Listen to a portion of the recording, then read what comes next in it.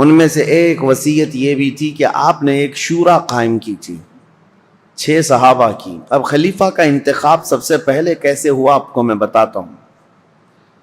اس سے قبل 2 خلیفہ عام مسلمانوں کی رائے سے متفق سب تھے اس بات پر خلیفہ کا انتخاب ہوا، جیسے حضرت ابو بکر صدیق رضی اللہ تعالیٰ عنہ کا اور حضرت عمر فاروق رضی اللہ تعالیٰ عنہ کا بھی. تمام صحابہ اس وقت جتنے موجود تھے، مہاجرین انصار، سب کا اتفاق تھا. یہ اور بات ہے کہ حضرت عمر فاروق کے متعلق حضرت ابو بکر صدیق رضی اللہ تعالیٰ عنہ نے پہلے سے اعلان کر دیا تھا.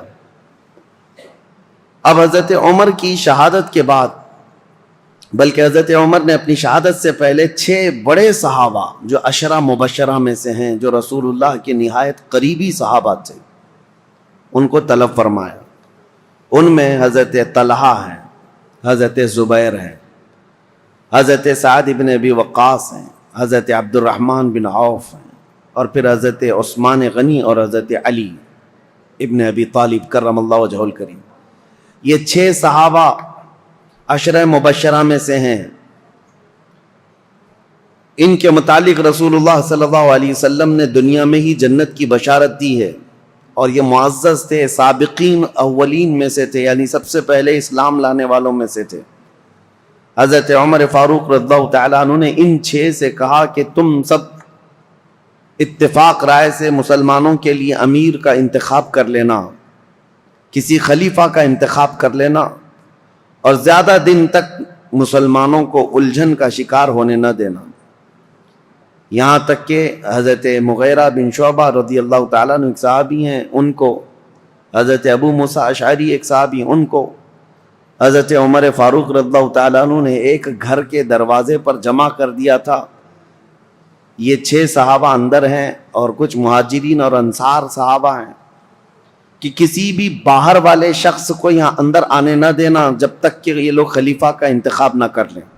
فتنہ ہو سکتا ہے، نئے لوگوں کا شامل ہونا فتنے کا سبب بنتا ہے.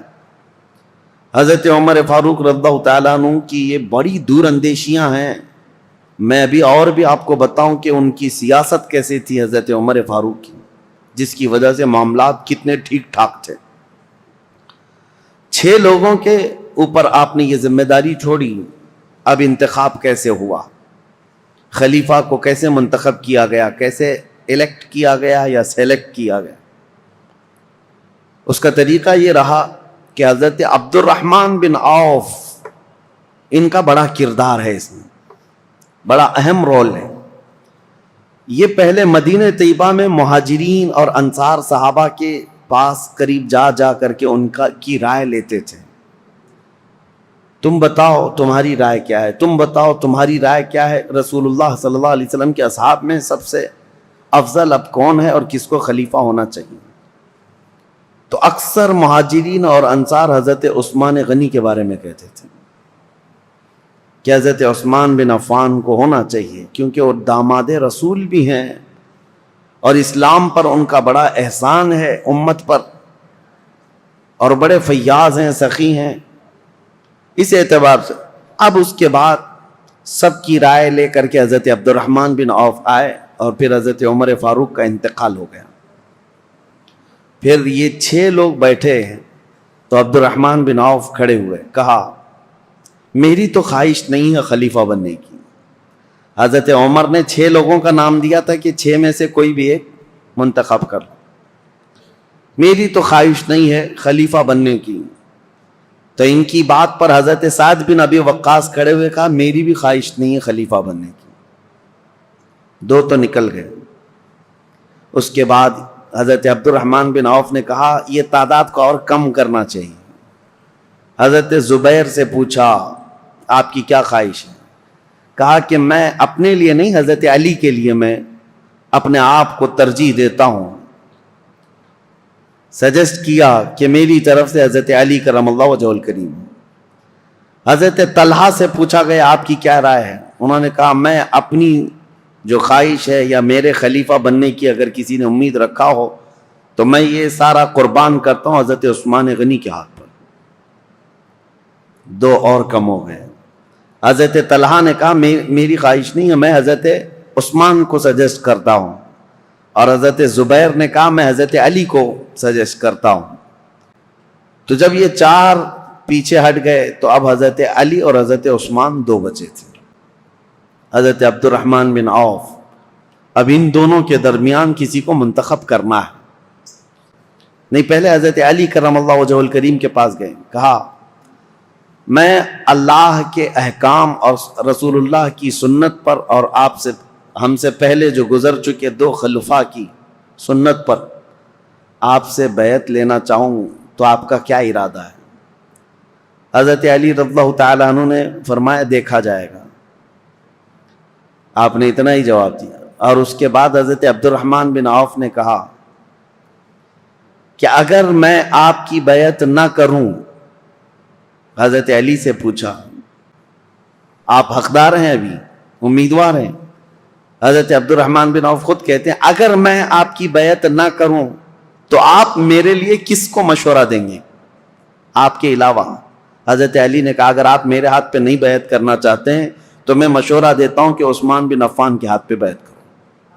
کہا میں اللہ کے احکام اور رسول اللہ کی سنتوں پر اور دونوں پیشتر خلفاء کی سنتوں پر آپ سے بیعت لینا چاہوں۔ تو حضرت عثمان غنی نے کہا ٹھیک ہے، انہوں نے منظوری دی۔ پھر حضرت عثمان غنی سے حضرت عبد الرحمن بن عوف نے یہ پوچھا کہ اگر میں آپ سے بیعت نہ کروں، آپ حقدار ہیں، آپ خلافت کے مستحق ہیں، اس کے باوجود اگر میں آپ کے ہاتھ میں بیعت نہ کروں تو میرے لیے کسی دوسرے آدمی کے متعلق آپ مشورہ دے سکتے ہیں، میں کس کے ہاتھ میں بیعت دوں؟ حضرت عثمان غنی نے کہا اگر آپ میرے ہاتھ پہ بیعت نہیں ہونا چاہتے تو میں مشورہ دیتا ہوں علی بن ابی طالب کے ہاتھ پہ ہو جائیں۔ یہ الگ الگ لے جا کر کے حضرت عبد الرحمن بن عوف نے پوچھا تھا، ان کو الگ لے جا کر، ان کو الگ لے جا کر، اور اس کے بعد پھر یہ بھی پوچھا تھا دونوں سے کہ اگر آپ کے ہاتھ پر بیعت نہ کی جائے تو کیا آپ کو اس کا قلق ہوگا؟ کہا قطعاً نہیں ہوگا، اس بات کا نہ غم ہوگا نہ قلق ہوگا۔ اس کے بعد حضرت عبد الرحمن بن عوف، مہاجرین اور انصار سب جماعت موجود تھی، اس جماعت کے درمیان آئے، اور یہ چھ صحابہ عشرہ مباشرہ یہ بھی آئے۔ تو حضرت عبد الرحمن بن عوف نے اپنا سارا ماجرا بتایا کہ لوگوں سے میں نے معلوم کیا، اور اس کے بعد حضرت علی سے بھی میں نے پوچھا، حضرت عثمان سے بھی پوچھا۔ لوگوں نے پوچھا کہ کیا معلوم کیا، کیا پوچھا آپ نے لوگوں سے، اور کیا آپ کو نتیجہ ملا؟ تو حضرت عبد الرحمن بن عوف نے کہا جو مجھے نتیجہ ملا وہ یہ ہے کہ حضرت عثمان کا ہاتھ پکڑتے ہیں اور کہتے ہیں میں اللہ اس کے رسول کے احکام پر ان کے ہاتھ پر بیعت کرتا ہوں۔ السلام علیکم دوستو، آج کی اس ویڈیو میں حضرت عثمان غنی کے شاشن کال کے بارے میں بتایا گیا ہے مفتی سلمان اظہری صاحب کی آواز میں۔ ویڈیو اچھی لگے تو ویڈیو کو لائک شیئر ضرور کریں اور چینل کو سبسکرائب ضرور کریں۔ عبد الرحمن بن عوف رضی اللہ تعالیٰ عنہ کی بڑی عزت تھی۔ آپ نے جیسی ہی بیعت کیا، سیکنڈ نمبر پر سب سے پہلے حضرت علی کرم اللہ وجہہ الکریم نے بیعت کیا، کہا کہ ہم حضرت عثمان ابن عفان کو خلیفہ برحق تسلیم کرتے ہیں۔ اور اس کے بعد جوق در جوق مہاجرین اور انصار صحابہ کے جتنے بھی جماعتیں تھی، طبقے تھے، سبوں نے حضرت عثمان غنی کے ہاتھ پر بیعت کر لیا، اور بالاتفاق صحابہ کا اجماع ہوا اس بات پر حضرت عثمان غنی کے ہاتھ پر سبوں نے بیعت کیا۔ لیکن ایک مسئلہ تھا، حضرت عثمان غنی رضی اللہ تعالیٰ عنہ خلیفہ تو مقرر ہو گئے، اس خلیفہ کے انتخاب میں تقریباً 15 سے 20 دن کا عرصہ گزر گیا۔ جب حضرت عثمان غنی رضی اللہ تعالیٰ عنہ تشریف لائے تو چونکہ آپ کی ولادت سے لے کر کے اب تک کے حالات، اس سے قبل آپ نے سنا ہوگا، پھر مختصر میں آپ کو بتاؤں، مکہ مکرمہ میں شریف النفس تھے، طبیعت کے بڑے خلیق مزاج، اعلیٰ اخلاق کے تھے، شرم و حیا کے پیکر تھے۔ جہالت کے زمانے میں بھی کبھی آپ نے بتوں کی پوجا نہیں کی، نہ کبھی شراب نوشی کی، نہ کبھی جوا کھیلا، نہ کبھی گانا گایا۔ عربوں میں تو یہ سب چیزیں مشہور تھیں۔ اور حضرت ابو بکر صدیق رضی اللہ تعالیٰ عنہ کی تبلیغ پر تیسرے نمبر پر اسلام لانے والے حضرت عثمان غنی ہیں، اور عجیب اتفاق ہے کہ رسول اللہ کے بعد تیسرے نمبر پر خلیفہ بننے والے بھی عثمان ابن عفان۔ اسلام میں آنے میں بھی آپ کا تیسرا نمبر ہے اور خلفائے راشدین میں بھی آپ کا تیسرا نمبر ہے۔ حضرت عثمان غنی رضی اللہ تعالیٰ عنہ حضور صلی اللہ تعالیٰ علیہ وسلم کے اصحاب الفیل کا جو واقعہ پیش ہے اس کے 7 سال بعد پیدا ہوئے تھے۔ 7 سال بعد، بعض حضرات نے کہا 6 سال بعد پیدا ہوئے، حضور صلی اللہ تعالیٰ علیہ وسلم کی بعثت کے 6 سال بعد پیدا ہوئے۔ اس اعتبار سے جب جوان ہوئے تو نبی پاک صلی اللہ تعالیٰ علیہ وسلم نے اپنی ایک بیٹی آپ کے نکاح میں دیا حضرت ام کلثوم کو، اور ان کے انتقال کے بعد حضرت رقیہ کو، اور حضرت رقیہ کے انتقال کے بعد حضور صلی اللہ علیہ وسلم نے اپنی دوسری بیٹی حضرت ام کلثوم کو نکاح میں دیا۔ اور یہ حضرت عثمان غنی رضی اللہ تعالیٰ عنہ کے متعلق میرے آقا صلی اللہ علیہ وسلم کا فرمان علی شان ہے۔ انبیاء کرام علیہ السلام میں حضرت لوط علیہ السلام کے بعد یہ پہلے ہیں جنہوں نے اپنی اہلیہ کے ساتھ اللہ کی طرف ہجرت کی، کیونکہ حضرت عثمان غنی حبشہ گئے تھے ہجرت کر کے۔ جو 70 صحابہ ہجرت کر کے گئے تھے مکہ سے، مدینے کی ہجرت سے پہلے ایک اور ہجرت ہوئی ہے، 70 کے قریب صحابہ، اور اس میں عورتیں بھی تھیں۔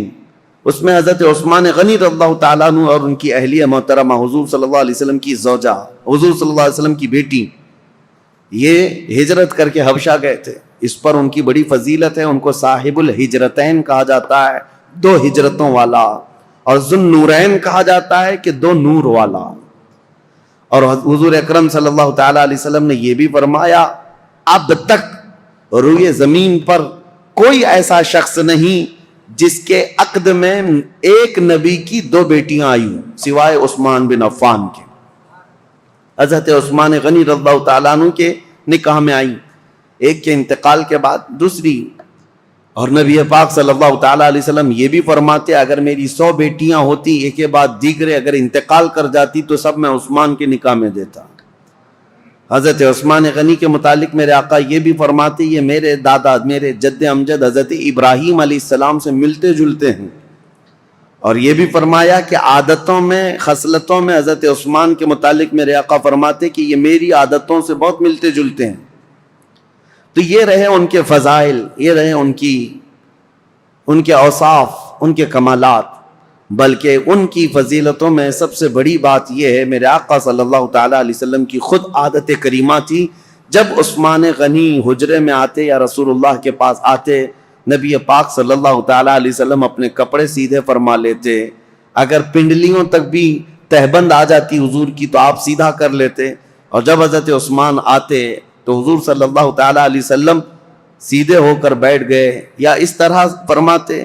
تو صحابہ، حضرت عائشہ نے خود پوچھا تھا کہ عثمان کے آنے پر آپ اس طرح کیوں کرتے ہیں؟ میرے آقا صلی اللہ تعالیٰ علیہ وسلم فرماتے ہیں، کیا میں اس شخص سے حیا نہ کروں جس سے اللہ کے فرشتے بھی حیا کرتے ہیں؟ وہ حیا کے پیکر تھے حضرت عثمان غنی رضی اللہ تعالیٰ عنہ۔ یہ ان کی فضیلت کے لیے سب سے بڑی بات ہے کہ اللہ کے فرشتے جس سے حیا کرتے ہوں، وہ عثمان بن عفان۔ اب خلافت کا دور شروع ہوا، لیکن ان کی قربانیاں بھی بہت ہیں۔ رسول اللہ صلی اللہ علیہ وسلم کے دور میں، ان کے خلافت کا دور بیان کرنے سے پہلے یہ بات بھی ضروری ہے کہ ان کا جو احسان ہے وہ بھلایا نہیں جا سکتا۔ حضرت عثمان غنی کو اللہ تعالیٰ نے بے پناہ مال سے نوازا تھا۔ وہ تنہا خلیفہ ایسے ہیں جنہوں نے بیت المال سے پوری زندگی میں 1 روپیہ بھی خرچہ نہیں کیا اپنے لیے، ورنہ دوسرے خلفاء کا وظیفہ مقرر تھا، حضرت ابوبکر کا بھی تھا، حضرت عمر کا بھی تھا، تنخواہ مقرر تھی بیت المال سے۔ حضرت عثمان نے کوئی تنخواہ نہیں لی پوری زندگی بھر، بلکہ ان کا مال اتنا تھا کہ رسول پاک صلی اللہ تعالیٰ علیہ وسلم جیش العسرہ کے وقت، ایک جنگ میں جانے کے وقت ترغیب دے رہے تھے مسلمانوں کو کہ کوئی مال اللہ کی راہ میں خرچ کرے، تب حضرت عثمان غنی آئے تھے اور کہا تھا میری طرف سے 100 اونٹ اور ساز و سامان کے ساتھ۔ حضور صلی اللہ علیہ وسلم نے دوبارہ ترغیب دیا تو حضرت عثمان پھر کھڑے ہوئے کہا میری طرف سے 200 اونٹ اور ساز و سامان۔ تیسری مرتبہ حضور نے فرمایا تو حضرت عثمان کھڑے ہوئے کہا 300 اونٹ میری طرف سے اور ساز و سامان۔ نبی پاک صلی اللہ تعالیٰ علیہ وسلم کھڑے ہوئے اور پھر حضرت عثمان غنی 1000 دینار، 40 دینار پر زکوٰۃ واجب ہوتی ہے، 7.5 تولہ سونے کے برابر 40 دینار ہوتے ہیں۔ 1000 دینار حضرت عثمان غنی جھولیوں میں بھر کر رسول پاک صلی اللہ علیہ وسلم کے پاس لا کر نظر کر دیا. حضور صلی اللہ تعالیٰ علیہ وسلم ان کے لائے ہوئے دینار کو الٹ پلٹ کرتے تھے اور ممبر پر کھڑے ہو کر فرماتے آج کے بعد سے عثمان کو کوئی عمل نقصان نہیں دے سکتا, ان پر جنت واجب ہو چکی ہے. حضرت عثمان غنی کی یہ قربانیاں میرے عزیزو, یہ آسان لگتا ہے, 100 اونٹ 200 اونٹ 300 اونٹ. اس زمانے میں بھی اونٹ کی قیمت جو ہے آج کی مشہور کار کے برابر تھی. اس وقت کی سواریاں ہیں, وہ جس کے پاس ایک اونٹ ہے یہ سمجھ لیں کہ وہ بڑا امیر شخص ہوا کرتا تھا. اونٹ کی سواری مہنگی سواریوں میں سے ہوتی تھی, اور 100 اونٹ نظر کر دینا, بلکہ 300 اونٹ ایک جنگ میں نظر کر دینا. ایک تاریخ داں ہیں, مورخ ہیں, انہوں نے اس زمانے کے کیلکولیشن کے اعتبار سے اس وقت کی جو بھی اماؤنٹ انہوں نے دی تھی حضرت عثمان غنی نے, اس کو کمپیئر کر کے بتایا ہے کہ اس دور میں حضرت عثمان غنی کا دیا ہوا دان, دیا ہوا صدقہ, قیمت اور اس کی مالیت اگر کمپیئر کی جائے تو اس زمانے کے 1 ارب 20 کروڑ روپیہ بنتے ہیں. 116 کروڑ یا 120 کروڑ کے برابر وہ رقم ہوتی ہے جو آپ نے ایک بار میں دیا ہے. کون ہے جو اتنی خطیر اتنی بڑی رقم میرے مصطفیٰ کریم صلی اللہ علیہ وسلم کے ایک فرمان پر لا کر نظر کر دے؟ حضرت عثمان غنی رضی اللہ تعالیٰ عنہ یہ وہ شخص ہیں کہ جب مدینہ طیبہ میں تشریف لائے تو مسلمانوں کے لیے میٹھے پانی کا ایک ہی کنواں تھا, وہ یہودی کے قبضے میں تھا اور وہ پیسوں سے بیچتا تھا. حضرت عثمان غنی رضی اللہ تعالیٰ عنہ نے حضور صلی اللہ علیہ وسلم کے اس فرمان پر کہ کون ہے جو یہ کنواں مسلمانوں کے لیے خریدے تو اس کے لیے جنت واجب ہے, یہ جنت کی نہر اس کے لیے, اپنے مال خاص سے اس کنویں کو خریدا حضرت عثمان غنی نے اور ہمیشہ کے لیے وقف کیا. بیر روما وہ کنواں آج بھی مدینے میں ہے اور پانی سے لبالب بھرا بھی ہے. ان کے علاوہ مدینے کی تجارت کا جو سامان ہوا کرتا بازار میں, یہودی پورے مارکیٹ پر قبضہ کیے ہوئے رہتے تھے, باہر سے آتے تجارت کرتے اور پیسہ بہت زیادہ لے کر جاتے. حضرت عثمان غنی نے پورے بازار کو کیپچر کر لیا تھا. یہودی تجارت کے قافلے کو مدینہ آنے سے پہلے ہی روک لیتے تھے اور پورا مال خرید لیتے تھے اور مدینہ طیبہ میں لا کر 10 گنا زیادہ قیمتوں پر وہ مال بیچتے تھے. حضرت عثمان غنی اس طرح تجارت کے قافلے خود ہی 2 منزلیں پہلے ہی جا کر کے پورا قافلہ خریدنے لگ گئے. خرید کر کے مدینے آتے اور یہودی پوچھتے عثمان یہ مال ہمارے ہاتھ بیچ دو. حضرت عثمان نے پوچھا ایک بار کتنا تم بڑھا کر کے دو گے؟ یہودیوں نے کہا کہ جتنے میں آپ خریدا ہے اس کا ڈبل لے لو. آپ نے کہا نہیں اتنے کم فائدے میں نہیں بیچوں گا. یہودی نے کہا 2 گنا زیادہ, یعنی ٹرپل, 100 کا ہے تو 300 لے لو. حضرت عثمان نے کہا اتنا بھی نہیں. یہودی بڑھاتے گئے, کہا 5 گنا زیادہ میں دے دو. حضرت عثمان نے کہا اتنے میں بھی نہیں بیچوں گا. یہاں تک کہ بات کرتے کرتے یہودیوں نے 10 گنا تک بڑھا دیا کہ اتنے میں مال بیچ دو, 100 میں خریدا ہے تو 1000 میں دے دو. اس سے زیادہ چیلنج کرتے ہیں ہم کہ تم سے یہ مال کوئی نہیں خرید سکے گا, نفع میں ہو بیچ دو. حضرت عثمان نے کہا نہ, مجھے اس سے زیادہ نفع چاہیے, اگر خرید سکتے ہو تو بتاؤ. یہودی عاجز آ گئے, 10 گنا زیادہ میں خریدنے پر بھی وہ نہیں دے رہے ہیں. دوسرے دن سب جب چلے گئے کہا کہ ہم نہیں خریدیں گے تمہارے مال کو. حضرت عثمان غنی مدینہ طیبہ میں ایک میدان میں وہ پورا غلہ اناج اور قافلے کا تجارت کا سامان سب اتارتے ہیں. اہل مدینہ کو آواز دیتے ہیں جس کو جو ضرورت ہے, جتنی ضرورت ہے وہ اس مال سے لے جا سکتا ہے. انفاق فی سبیل اللہ, جتنوں کو ضرورت تھی سبوں نے مال لے لیا. یہودی آئے اور پوچھا کہ کیا عثمان تم نے مال بیچ دیا؟ کہا ہاں. کتنے نفع میں؟ کہا میرے رب کے ہاتھ میں 70 گنا زیادہ نفع میں بیچ دیا. کیونکہ اللہ تعالیٰ نے فرمایا ہے کہ جو اللہ رب العزت کی راہ میں ایک خرچ کرے اللہ تعالیٰ اس کو 70 گنا زیادہ عطا کرتا ہے. میں نے بہت بڑا سودا کیا جو تمہاری حیثیت نہیں ہے دینے کی. یہ عثمان ابن عفان ہیں. اب آئیں, یہ خصائل اور یہ اوصاف حمیدہ ان کے سنانے بہت ضروری تھے. اس کی وجہ کیا ہے کہ بعد میں آنے والے حالات اس پر آپ کی نظر ہونی چاہیے کہ حضرت عثمان غنی کا تذکرہ ہو رہا ہے تو ایک عام آدمی کا ذکر نہیں ہو رہا ہے. ان کے اپنے کمالات ہیں, ان کی خصلتیں ہیں, ان کی بہت ساری ان کی اسپیشلٹی, یہ سب چیزیں معلوم ہونی چاہیے. اب آگے چلتے ہم دور عثمانی پر. حضرت عثمان غنی رضی اللہ تعالیٰ عنہ جیسے ہی خلافت کے منبر پر کھڑے ہوئے, آپ کے لیے بڑے چیلنجز تھے. پہلا خطبہ آپ نے جو دیا وہ خطبہ یہ تھا کہ آپ نے اللہ اس کے رسول کے احکامات کی تعلیم اور تلقین کی, اور اللہ سے ڈرایا لوگوں کو, اس کے بعد بول نہ سکے, کپ کپی آئی جسم میں, اور کہا کہ اے لوگوں, کسی بھی آدمی کے لیے پہلی مرتبہ گھوڑے پر سوار ہونا بہت مشکل ہوتا ہے.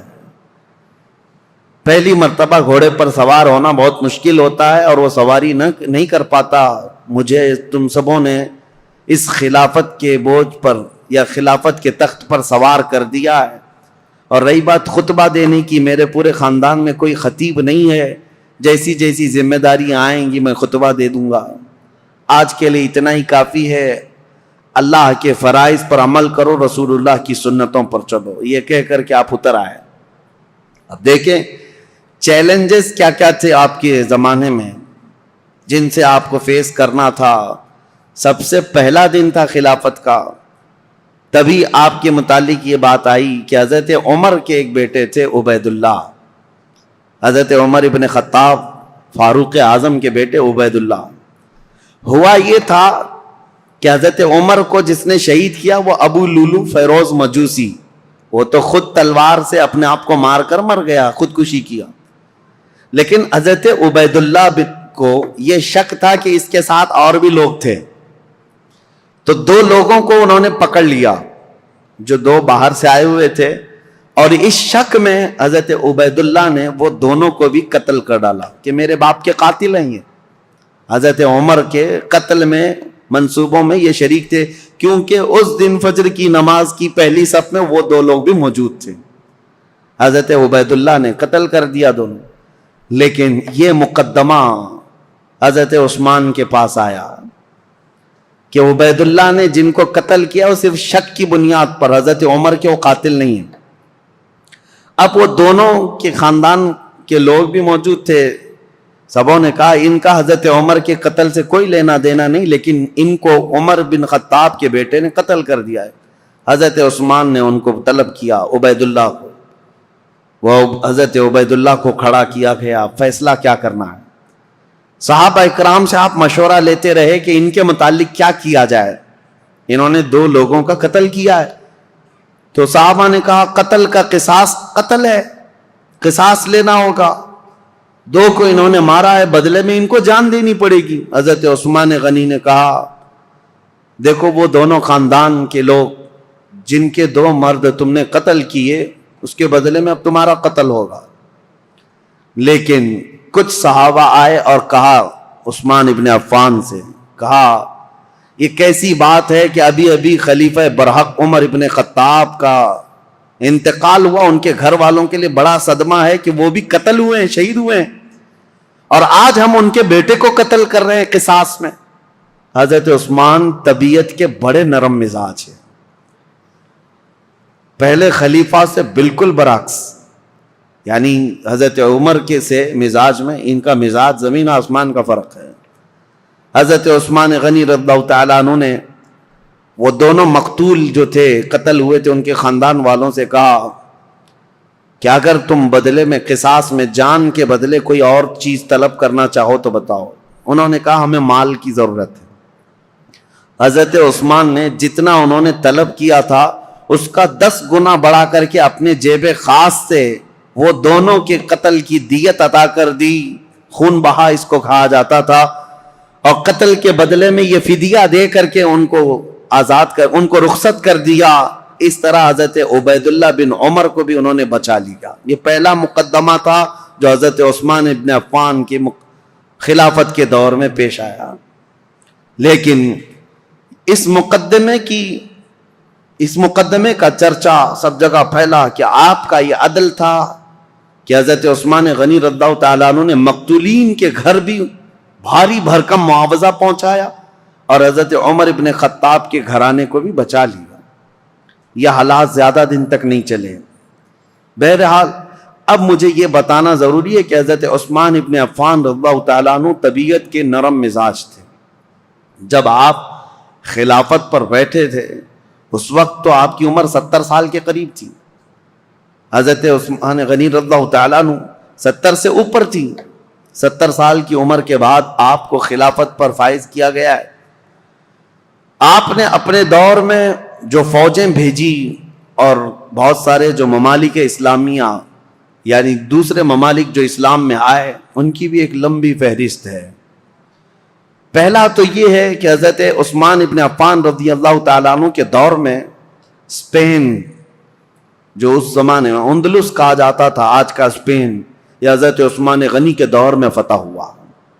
اور اسلامی فوجوں میں سب سے پہلے فوجیں پہلے میدان میں اتر کر کے لڑتی تھیں. لمبا لمبا سفر کیا ہے صحابہ نے.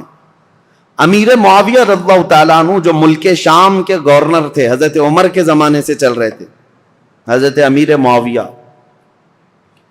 وہ ملک شام دمشق کے والی تھے گورنر تھے. ان کی ایک خواہش تھی کہ قبرص جو آج ترکی کا حصہ ہے سائپرس جس کو کہتے ہیں یا قبرص یہ وہی علاقے ہیں. اب یہ یورپ کی سرزمین پر آتے ہیں. یہاں تک جانے کے لیے سمندر کا سفر کر کے ہی جانا پڑتا خشکی سے نہیں. تو حضرت امیر معاویہ کی خواہش رہتی تھی کہ سمندر کا راستہ طے کر کے ہم جائیں گے قبرص فتح کریں گے. وہاں زرخیزی بہت ہے ہریالیاں بہت ہیں بہت خوشگوار جگہ ہے. حضرت عمر فاروق رضی اللہ تعالیٰ عنہ نے صحابہ کو بلایا اور پوچھا کہ کشتی کا سفر کیسا ہوگا. اس وقت تک صحابہ سمندر کی کشتی کا سفر کر کے لمبا فاصلہ طے کر کے کہیں گئے نہیں جنگ کے لیے. تو حضرت عمر نے جب یہ مشورہ لیا تو جس صحابی نے کشتی کی پوری ڈیٹیل بتائی وہ ایسی تھی کہ ایک بہت بڑا جانور ہے کشتی کے بارے میں. ایک بہت بڑا جانور ہے اور اس پر بیٹھنے والے کیڑوں کی طرح ہے اور یہ لکڑا اگر پلٹ گیا تو سب غرق ہو جائیں گے اور چلتا رہا تو سب لوگ چمکتے رہیں گے. اس طرح کشتی کے بارے میں انہوں نے بتایا. کشتی کا سفر فائدہ کم ہے نقصان بہت زیادہ ہے. حضرت عمر رضی اللہ تعالیٰ عنہ نے فوراً ہی کہا تھا میں مسلمانوں میں سے کسی بھی جماعت کو ایسے سخت سفر پر روانہ کرنے کے لیے بالکل منظوری نہیں دے سکتا. تو حضرت عمر کے پورے دور میں سمندر کے سفر پر صحابہ کو کبھی بھیجا نہیں گیا تھا. جبکہ حضرت امیر معاویہ کی بڑی خواہش تھی کہ سمندر کا سفر طے کر کے جائیں گے اور اس علاقے کو بھی فتح کر کے دائرہ اسلام میں داخل کریں گے. ان کو اجازت کبھی نہیں ملی. اب حضرت عثمان کا دور آیا تو چونکہ حضرت امیر معاویہ حضرت عثمان غنی رضی اللہ تعالیٰ عنہ کے رشتہ داروں میں سے بھی ہیں اور ایک بڑا الزام حضرت عثمان غنی پر یہی ہے کہ وہ رشتہ داروں کا بہت خیال کرتے تھے اور ان کو بہت زیادہ نوازتے تھے. یہ بات حقیقت ہے کہ حضرت عثمان غنی اپنے رشتہ داروں کے لیے بہت نرمی رکھتے اور اپنے مال سے بہت زیادہ ان کی مدد کیا کرتے تھے. لیکن ان رشتہ داروں میں کچھ تو نااہل بھی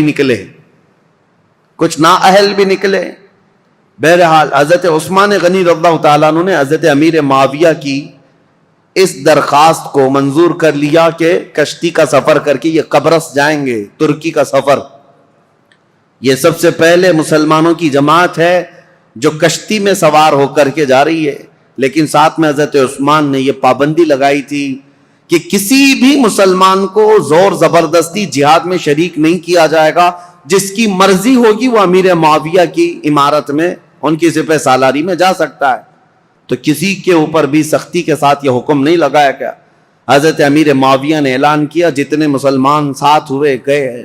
لیکن قبرص کے علاقے کے لوگ سائپرس کے لوگ ٹھنڈے مزاج کے لوگ تھے. وہ جنگ اور جدال کو پسند کرنے والے لوگ نہیں تھے. انہوں نے بغیر جنگ کے اپنا سارا علاقہ حضرت امیر معاویہ کے حوالے کر دیا. قبرص سائپرس یہ ترکی کے جو علاقے ہیں یہ فتح ہوئے اور وہاں پرچم اسلام لہرانے لگا اور اس زمانے سے لے کر آج تک پرچم اسلام لہرا رہا ہے. سمندر کے باہر اسلامی فوجیں جو پہنچیں سمندر کو کراس کر کے یہ حضرت عثمان غنی کے دور میں ہوا. اب یہاں سے قبرص پر جیسے ہی مسلمان آئے، اس کے بعد پھر کوئی علاقہ بچا نہیں، وہاں سے طبرستان، پھر اس کے بعد جرجان، رشیا میں پہنچ گئے. رشیا کے وہ علاقے جو آج ازبکستان وغیرہ کہے جاتے ہیں، اس زمانے میں یہ سمرقند، بخارا، نیشاپور کے نام سے تھے. اب مسلمان فوجیں وہاں تک بھی پہنچ گئیں، سمرقند، بخارا، نیشاپور، یہ سب علاقے فتح ہوتے ہوتے رشیا جو آج کے دور کا رشیا ہے، اس کے بیچوں بیچ مسلمان پہنچ چکے تھے دور عثمان ابن عفان میں. میرے عزیزو، مجھے عجیب حیرت ہوتی ہے پڑھ کر کے مسلمانوں کی کوئی سرحد نہیں تھی، وہ نکلتے چلے جاتے تھے، صحراؤں کو عبور کیا، جنگلوں کو پار کیا، سمندروں کو، سب چیزیں انہوں نے پھلانگ دیں اور اسلام کو کہاں سے کہاں لے آئے. ایک خطہ یہ تھا جو یورپ کی سرزمین پر گئے، ایک خطہ ایشیائے کوچک یا پھر رشیا کی طرف جس کو کہیں، اس طرف نکلا صحابہ کا. اب تیسرا ایک طبقہ ہے صحابہ کا جو بہت اہم کردار ادا کیا حضرت عثمان غنی کے زمانے میں. حضرت عثمان ابن عفان رضی اللہ تعالیٰ عنہ کے زمانے میں ایک صحابی ہیں حضرت عبداللہ بن عبید، ان کو سپہ سالاری تھی اور یہ اپنی جماعت لے کر کے سب سے پہلے سارے علاقے پھلانتے ہوئے، عبداللہ بن ابی سرح جو مصر میں آئے تھے، یہاں سے انہوں نے سب سے پہلے جو داخلہ کیا وہ افریقہ کے جنگلات میں اور بربر قوم کے سامنے اسلام کو لے کر پہنچ گئے. اب وہ تاریخ اگر میں آپ کو بتاؤں، بربر قوم کون ہے؟ بربر یہ لفظ ہی مشہور ہو گیا، جب کبھی کوئی بہت زیادہ سختی کرتا ہے تو اس کو کہتے ہیں ظلم و بربریت. ظلم اور بربریت یہ لفظ جو ہے نا مترادف ہے، ہم معنی ہے، ایک ہی معنی کا ہے. یہ جنگلوں میں رہنے والی ایک ایسی قوم جو کپڑے بھی نہیں پہنتی تھی اور انسان خور، آدم خور، انسانوں کا گوشت بھی کھا جانے والی قوم، اور ان کی زبان نہیں، نہ ادھر کبھی انسانوں میں ان کا آنا جانا ہے. وہ جنگلات میں رہنے والی قوم اور ذرا برابر ان کے دل میں رحم نہیں، جس چیز کو دیکھیں مار ڈالیں، بہت سختی کے ساتھ مار ڈالیں، اور نہ ہی کوئی تہذیب، کوئی سلیقہ، نہ کوئی اخلاق، عام سی زندگی گزارتے، جانوروں کی طرح رہتے. بلکہ ان کے ہاں مردوں اور عورتوں کا اختلاط ایسے ہی ہوتا تھا جیسے جانوروں کا ہوتا ہے. یہ بربر قوم افریقہ کے جنگلات میں رہنے والی، اس قوم کے پاس بھولے بھٹکے اگر کوئی انسان پہنچ بھی جاتا تو ان کا لقمہ بن جاتا تھا، شام میں اس کا کباب بننے والا ہوتا، وہ اس کو بھون کر کھا جاتے تھے. اس سخت ترین قوم کے پاس جانا ایک بہت بڑا چیلنج تھا. رسول پاک صلی اللہ تعالی علیہ وسلم کے عظیم ترین صحابہ جو چٹانوں کے پاس بھی جمے رہ گئے، سمندروں کو بھی انہوں نے پھلانگ دیا، وہ انسانوں کی ایک جماعت سے کیسے پیچھے ہٹتے، وہاں پر بھی پہنچ گئے، افریقہ کی اس بربر قوم کے پاس پہنچے. اب آپ کو میں بتاؤں، وہ بربر قوم جو آدم خور تھی، انسانوں کو کھاتی، ظلم ان کا بہت انتہا کو رہتا، وہ اچانک دائرہ اسلام میں آئے، میرے مصطفیٰ کریم صلی اللہ علیہ وسلم کے سچے غلاموں میں شامل ہوئے. کیسے یہ انقلاب آ سکتا ہے؟ کبھی آپ سوچیں. ہم نے بہت تحقیق کی کہ ایک نئی قوم کے پاس جانے کے لیے ان کی زبان تو کم سے کم معلوم ہونی چاہیے، ان کو تبلیغ کس زبان میں کریں. اور عربوں کا حال یہ ہے کہ وہ اپنی عربی چھوڑ کر دوسری زبان بولنا ہی نہیں چاہتے. آج تک آپ جا کر کے دیکھیں، انگلش میں بولنے کو وہ عیب سمجھتے ہیں. آتی ہے انگلش، سمجھتے ہیں، لیکن انگلش بولنا نہیں چاہتے. کہتے ہیں نہیں، ہماری زبان عربی ہے، باقی سب گونگے ہیں. عرب کو آج بھی اپنی زبان پر وہ فخر ہے، وہ دوسری زبانوں کو کچھ بھی اپنے ہاں آنے نہیں دیتے. اس بربر قوم کے پاس جو زبان تک نہیں جانتی، صحابہ دین اسلام لے کر کیسے گئے؟ ہم نے معلوم کیا تو اس بربر قوم کو انہوں نے زبان سے نصیحتیں نہیں کی، بلکہ صرف اخلاق رسول سے ان کو اسلام کی طرف مائل کیا ہے. صرف میرے آقا صلی اللہ تعالی علیہ وسلم کی خوشبوئیں تھیں، جو اس افریقہ کے جنگلات میں رہنے والی قوم کو بھی اسلام کا گرویدہ بنایا. یہ دور عثمانی میں افریقہ میں اسلام داخل ہو چکا. افریقہ کے علاقے فتح ہوتے گئے اور اس کے بعد ایک دو نہیں, جس کو کہتے ہیں پورا علاقہ, اس کے کئی ممالک ایسے ہیں جو حضرت عثمان غنی رضی اللہ تعالیٰ عنہ کے دور میں پرچم اسلام سے لہراتے رہے تو آج تک وہ اسلام میں ہیں. افریقہ کی سرزمین تک اسلام پہنچ گیا.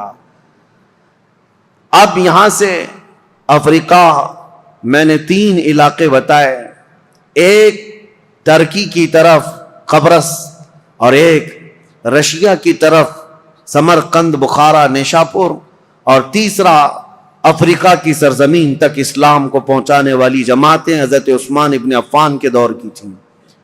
اور سب سے پہلے سمندری سفر طے کر کے جانے والی جماعت بھی حضرت عثمان غنی رضی اللہ تعالیٰ عنہ کے دور کی تھی.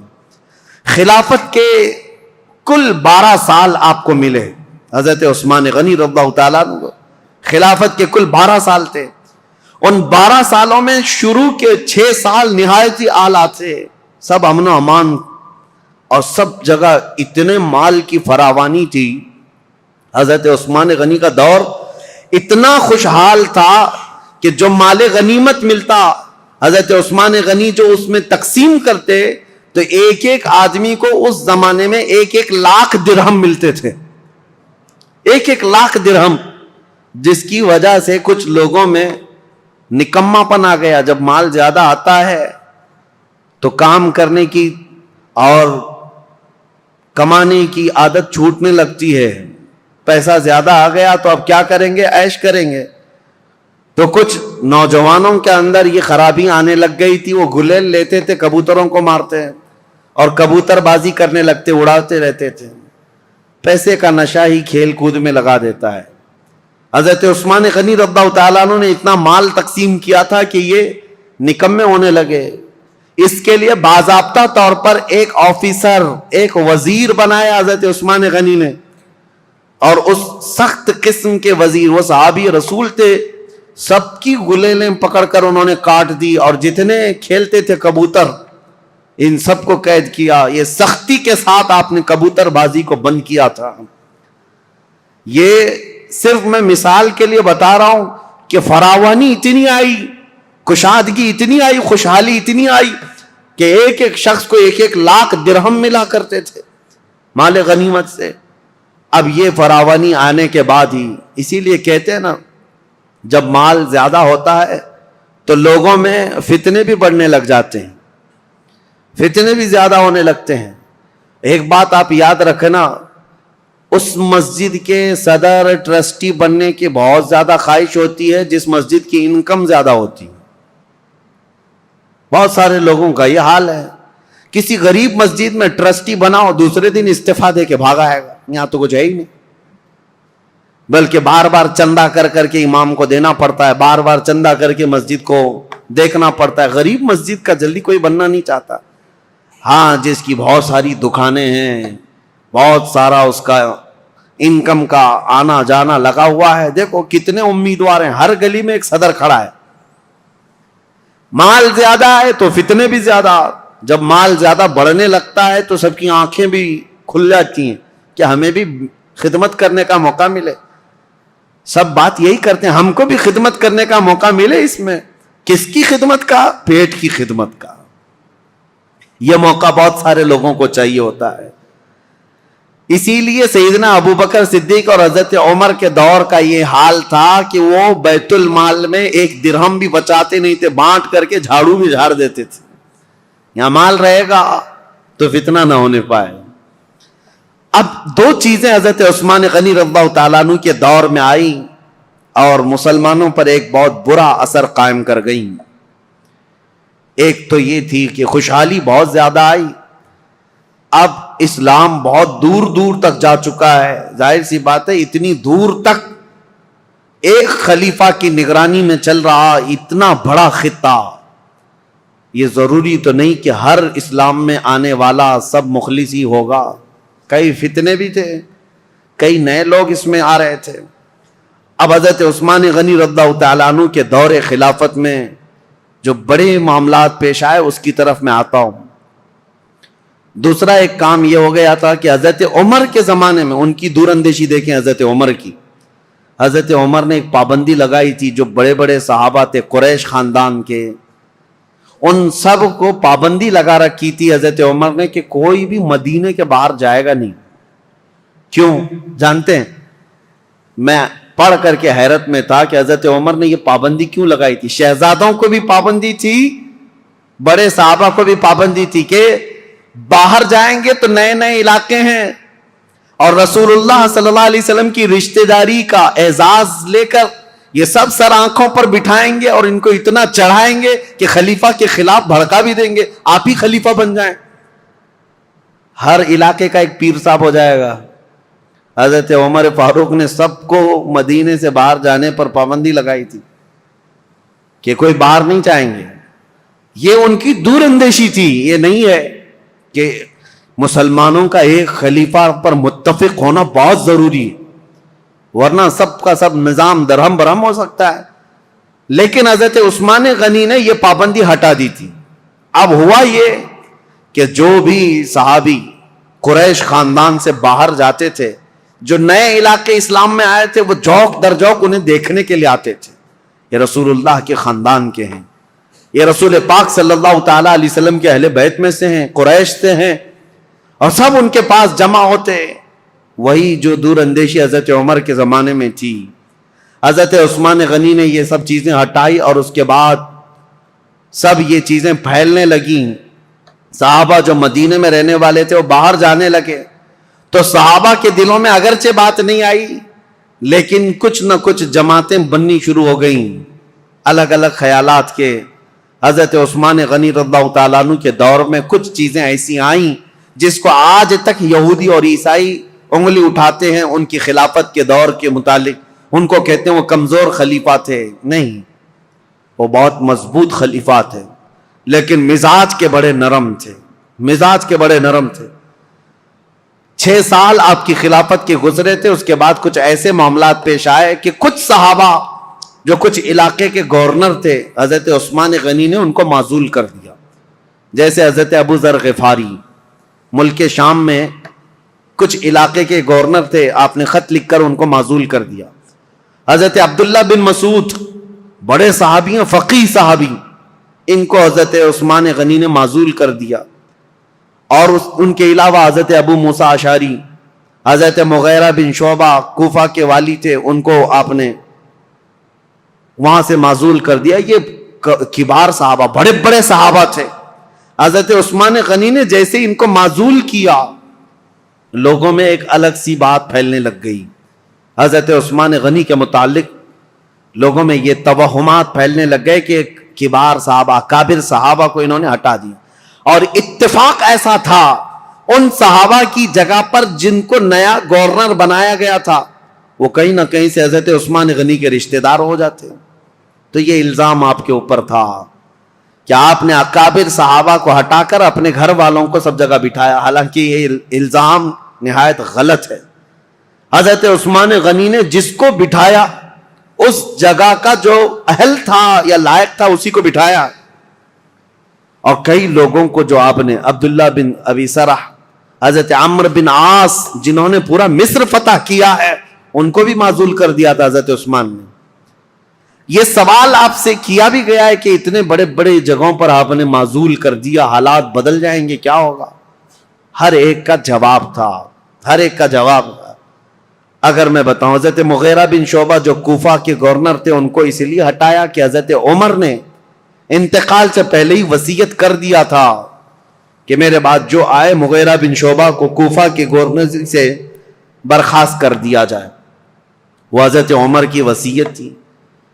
اور حضرت عبداللہ بن مسعود نہایت عمر دراز ہو چکے تھے, بوڑھے ہو چکے تھے, تو حضرت عثمان نے ان کے بڑھاپے کی وجہ سے کہ کام کاج میں دقت آئے گی معزول کیا.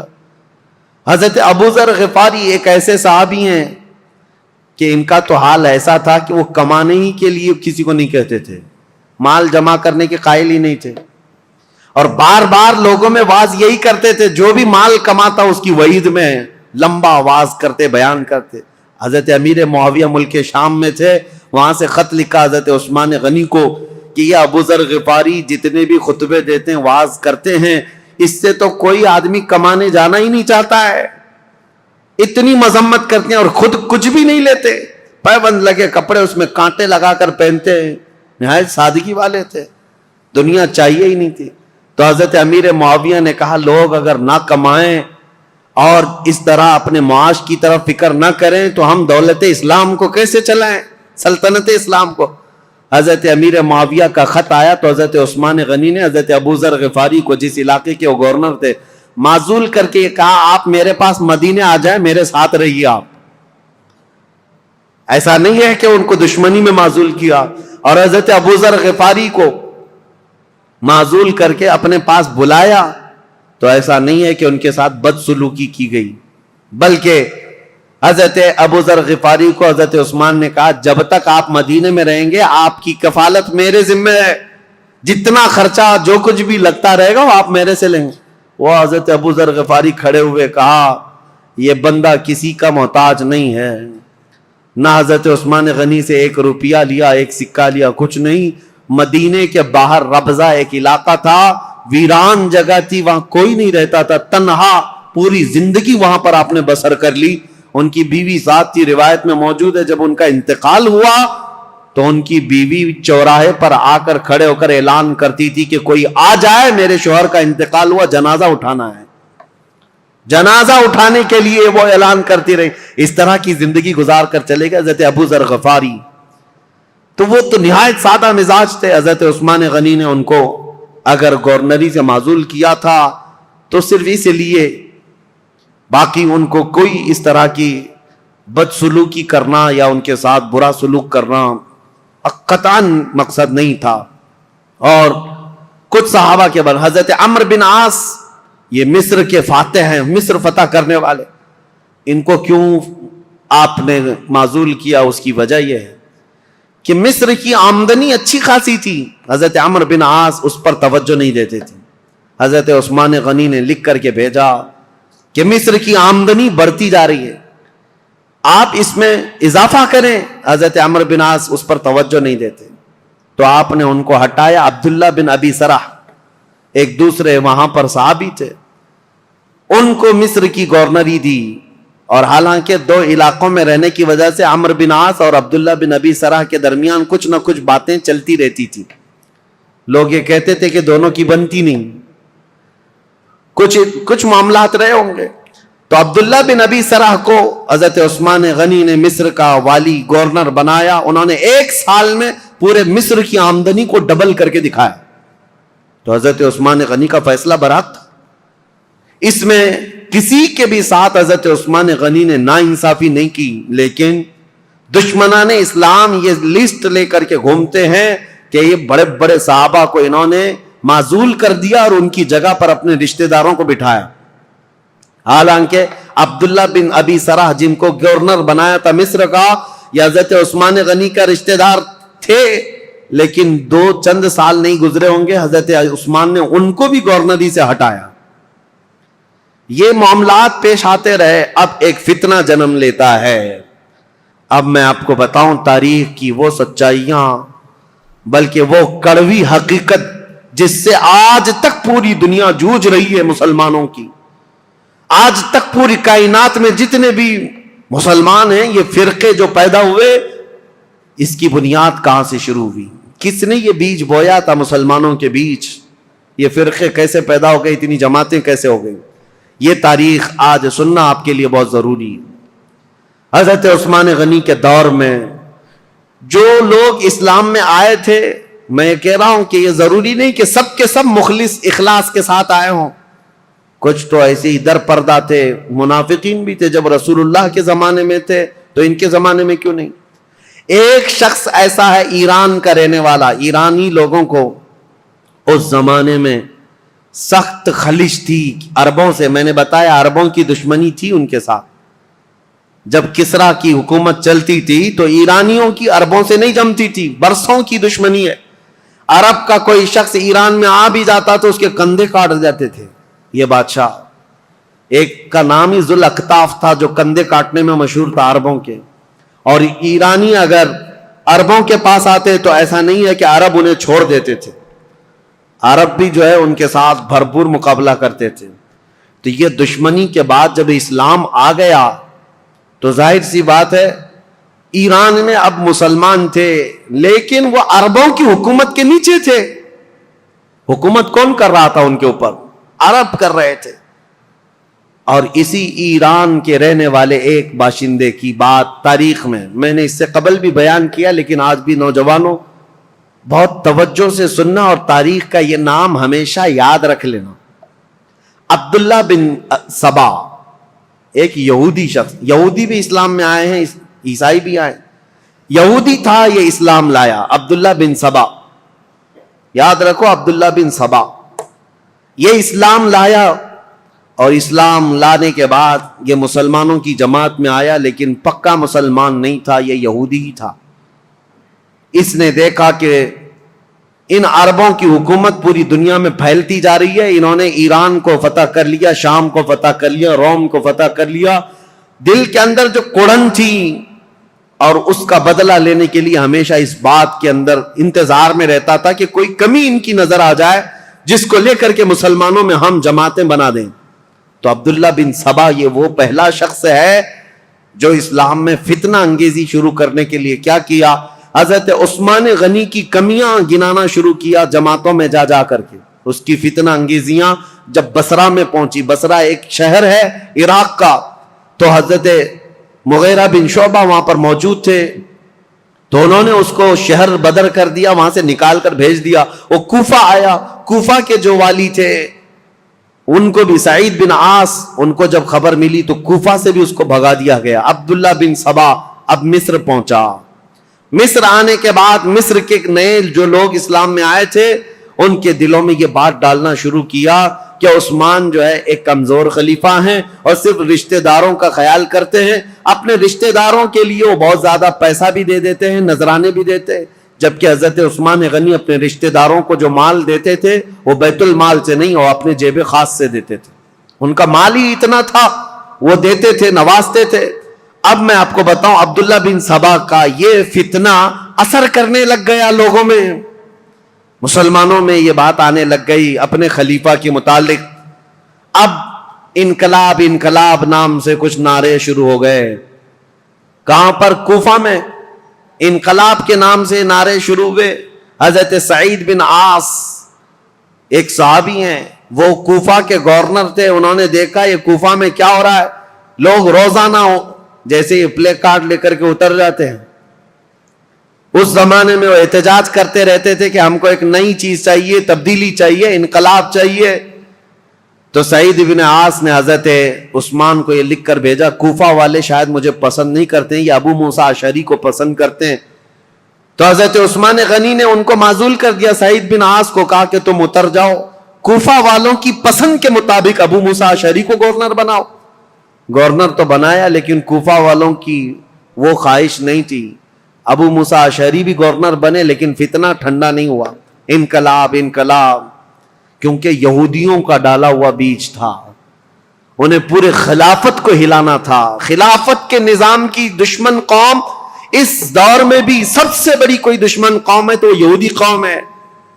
میں آپ کو بتاؤں، مولانا محمد علی جوہر، مولانا شوکت علی، یہ آزادی کے موقع کے جو مشہور نام ہے، آپ کو پتا ہوگا، ان کی کتاب میں ایک بات انہوں نے لکھی ہے. وہ خلافت جب ختم ہو رہی تھی اور جب وہ ختم ہو رہی تھی تو یہ بیچارے دوڑ رہے تھے، بھاگ رہے تھے کہ نہیں خلافت کو قائم کرنا ہے کسی نہ کسی کو.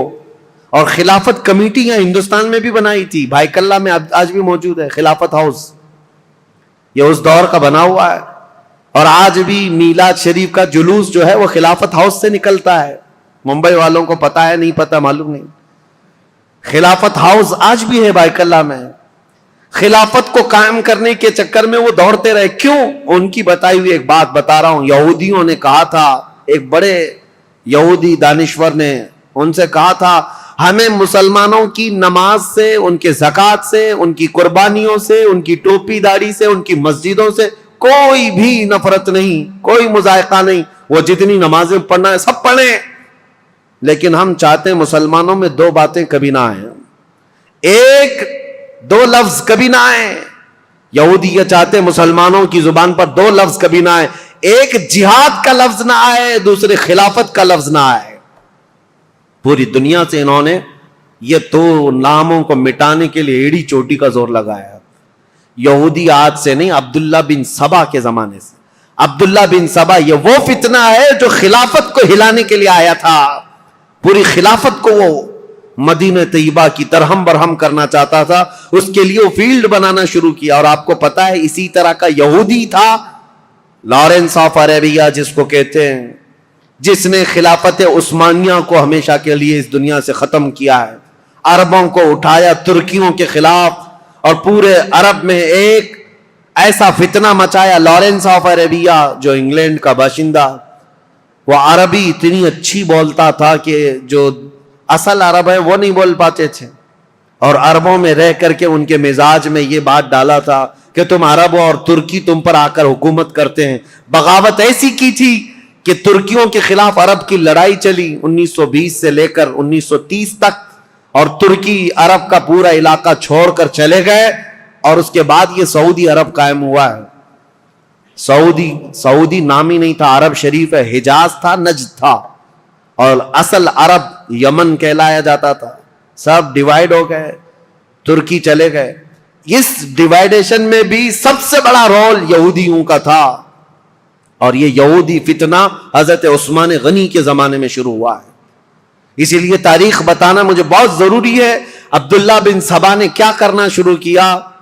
مصر کے لوگوں میں, کوفہ کے لوگوں میں, بصرہ کے لوگوں میں یہ بات ڈالنی شروع کی کہ خلافت کے زیادہ حقدار تو حضرت علی ہیں, اہل بیت ہیں, رسول اللہ کے گھر والے ہیں. اہل بیت کی محبت کے نام پر وہ ایک ایسا فتنہ لوگوں میں شروع کیا, جبکہ اسے نہ اہل بیت سے محبت تھی نہ صحابہ سے محبت تھی. وہ تو اسلام لایا ہی تھا بظاہر دکھانے کے لیے, اصلی وہ تو یہودی تھا.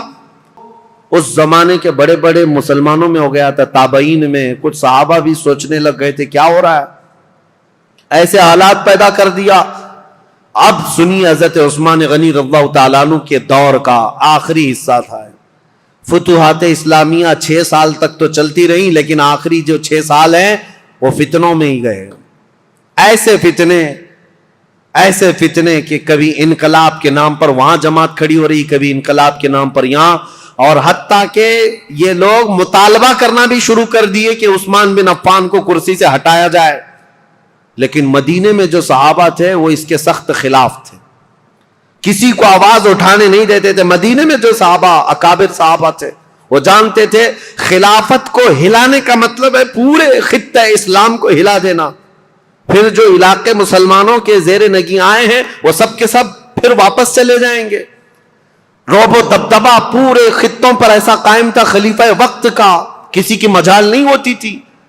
تو خلافت کو ہلانا مطلب اتنے بڑے خطے کو, کہاں نیشاپور, سمرقند, بخارا, قبرص, ترکی اور افریقہ کی سرزمین تک جو خلافت کا دائرہ پھیلا ہے, ایک ہی خلیفہ ہے. اور ایک پلر کو ہلانے کا مطلب سمجھتے ہیں صحابہ جو مدینے کے تھے وہ اس باریکی کو سمجھتے تھے. لیکن جو نئے آئے ہوئے تھے, جوان لوگ تھے, یہ جوش میں اڑے جا رہے تھے, اڑے جا رہے تھے. اور اس کے بعد یہ فتنہ ابھرتا ہوا یہاں تک پہنچا کہ مصر میں عبداللہ بن ابی سرح جس کے بارے میں بتا رہا ہوں, یہ حضرت عثمان غنی رضی اللہ تعالیٰ عنہ کا رشتہ دار بھی تھا. اس کے خلاف مصر کے بہت سارے لوگوں نے شکایتیں کی کہ یہ بہت سختی کرتا ہے, ایسا ہے, فلاں ہے. بہت ساری شکایتیں آتی رہیں. حضرت عثمان غنی رضی اللہ تعالیٰ عنہ اس وقت ان شکایتوں کی طرف نظر نہیں فرماتے تھے. یہاں تک کہ ایک بار حضرت محمد بن ابو بکر, آپ سنی حضرت عثمان غنی رضی اللہ تعالیٰ عنہ کے دور کا یہ سب سے کڑوا واقعہ ہے, بہت کڑوا واقعہ. لوگ سنتے ہیں کربلا کی شہادت اور کربلا میں ہونے والے حالات, لیکن حضرت عثمان غنی کے آخری دور کا یہ واقعہ بہت ہی دردناک ہے. حضرت محمد بن ابو بکر جو صدیق اکبر کے بیٹے ہیں, یہ اور کئی صحابہ آئے مدینہ طیبہ میں. عبداللہ بن ابی سرح نے کیا کیا تھا, جتنے لوگ حضرت عثمان غنی کے پاس اس کی شکایت لے کر گئے تھے حضرت عثمان غنی نے ڈانٹ ڈپٹ لگائی تھی ایک خط میں عبداللہ بن ابی سرح کو کہ تو اس طرح سے کر رہا ہے، توبہ کر، باز آ جا، لوگوں کے حقوق پر دست درازی نہ کر. یہ سب جو ڈانٹ لگائی تھی عبداللہ بن ابی سرح نے کیا کیا، جتنے لوگ مدینے گئے تھے سب کا قتل کروا دیا. جو حضرت عثمان غنی کے پاس شکایت لے کر کے گئے تھے، واپس آنے کے بعد ان کا قتل کروا دیا. یہ بڑا معاملہ تھا. اس معاملے کو لے کر صحابہ آئے مسجد نبوی شریف میں. صحابہ کے درمیان یہ باتیں ہونے لگی کہ اس عبداللہ بن ابی سرح کا کیا کیا جائے. تو حضرت علی کے پاس یہ بات آئی تو حضرت علی نے کہا بالکل یہ قتل کا قصاص کا مقدمہ لے کر کے آئے ہیں. عبداللہ بن ابی سرح کو صرف معزول نہیں، اس کو قتل کرنا چاہیے. اتنے لوگوں کا قتل کیسے کیا؟ صرف شکایت کرنے کی بنیاد پر. اور دیگر صحابہ جو بڑے بڑے صحابہ، حضرت طلحہ، حضرت زبیر، یہ بہت سختی کے ساتھ حضرت عثمان سے بات کرنے لگے. حضرت سعد بن ابی وقاص گئے، انہوں نے بھی، حضرت عمرو بن عاص نے بھی، یہ بڑے اکابر صحابہ تھے، حضرت عثمان سے مطالبہ کرنے لگے کہ اتنے لوگوں کے قاتل کو آپ مصر کا گورنر کیسے بنا سکتے ہیں؟ حضرت عثمان غنی نے سب کی بات سنی، اور آپ کے اوپر یہ بار بار دباؤ ڈالا جاتا تھا، وہ آپ کا رشتہ دار ہے، اس کی وجہ سے آپ اسے معزول نہیں کرتے، بنو امیہ کا ہے اس لیے آپ اس کے گورنری سے نہیں ہٹاتے. حضرت عثمان غنی نے کہا سارے صحابہ کے اوپر میں چھوڑ دیتا ہوں، آپ جس کو مناسب سمجھے اس کو گورنر بنائیں، میں خط لکھ دیتا ہوں. تو جو صحابہ تھے انہوں نے حضرت محمد بن ابو بکر کو کہا کہ ان کو نیا گورنر بنایا جائے اور عبداللہ بن ابی سرح کو مصر کی گورنری سے ہٹا دیا جائے. حضرت عثمان غنی نے لیٹر دے دیا، کہا کہ جاؤ عبداللہ بن ابی سرح کو ابھی کے ابھی معزول کر دینا اور اسے ادھر بھیج دینا، اور آپ آج سے مصر کے والی اور گورنر بن جائیں. حضرت محمد بن ابو بکر جب جانے لگے تو انصار اور مہاجرین صحابہ کی ایک جماعت بھی آپ کے ساتھ جا رہی تھی کہ مصر کے حالات دیکھیں یہ امپلیمنٹ ہوتا ہے یا نہیں، اور مصر کے لوگوں کو سمجھائیں جو ابھی ابھی انقلاب نام سے اٹھے ہوئے ہیں، جن کو بلوائی کہتے ہیں، وہ کسی کے سمجھ میں بھی نہیں آتا. آج تک یہ ایجپشن ویسی ہی ہیں، ان کی کھوپڑی ہٹی رہتی ہے. یہ فرعونوں کے دور کے لوگ ہیں، فرعون ان کو ڈنڈے سے سیدھا کرتا رہا ہے. آج تک ایسی سخت قسم کی طبیعت رکھنے والے لوگ ہیں. ان کو سمجھانے کے لیے انصار اور مہاجرین صحابہ کی ایک پوری جماعت گئی. آپ سنیے ہوا کیا. حضرت عثمان غنی رضی اللہ تعالیٰ عنہ کے گھر میں پلتا تھا مروان بن حکم نام سے.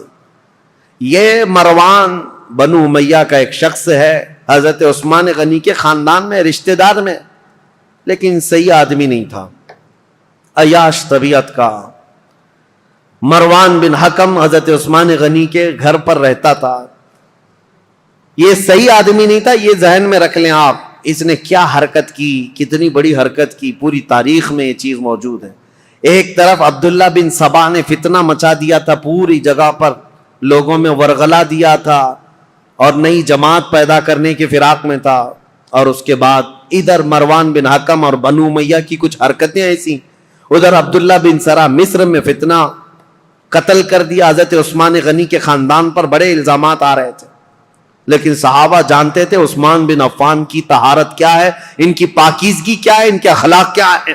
اسی لیے سب سے پہلے میں نے ان کی فضیلتیں آپ کے سامنے رکھی تاکہ کسی کے ذہن میں یہ بات نہ آنے پائے حضرت عثمان غنی کیا ایسا کرتے تھے ویسا کرتے تھے. سب سے پہلے میں نے آپ کو ان کے فضائل سنائے، کسی ذہن میں شک و شبہ بھی نہ آئے. وہ رسول اللہ کے داماد ہیں، میرے آقا کے انتخاب ہیں، سابقون الاولون میں سے ہیں. حضور نے ان کے متعلق فرمایا عثمان کو اب اس کے بعد کوئی عمل نقصان نہیں پہنچا سکتا. بہرحال حضرت محمد بن ابو بکر جا رہے ہیں، کہاں؟ مصر جا رہے ہیں گورنری لینے کے لیے، اور انصار مہاجری صحابہ کے ساتھ جا رہے ہیں. ابھی 2-3 منزلیں طے کیے ہوئے تھے کہ ایک حبشی غلام کو اونٹنی پر بہت تیز رفتار دوڑتے ہوئے انہوں نے دیکھا. یہ انصار مہاجرین صحابہ کی جماعت دیکھا، وہ مشکوک لگ رہا تھا، یا تو وہ کسی کا قاصد تھا یا تو کسی کا بھاگا ہوا غلام تھا. صحابہ نے اسے پکڑ لیا، پوچھا کہاں جا رہے ہو؟ کہا خلیفہ اسلام امیر المومنین عثمان ابن عفان کا پیغام لے کر میں مصر کے گورنر کے پاس جا رہا ہوں.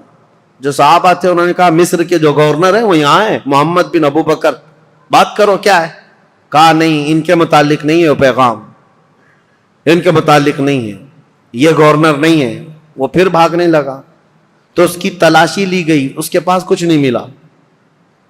اس کی ساری چیزیں تلاشی لی گئی, کچھ نہیں ملا.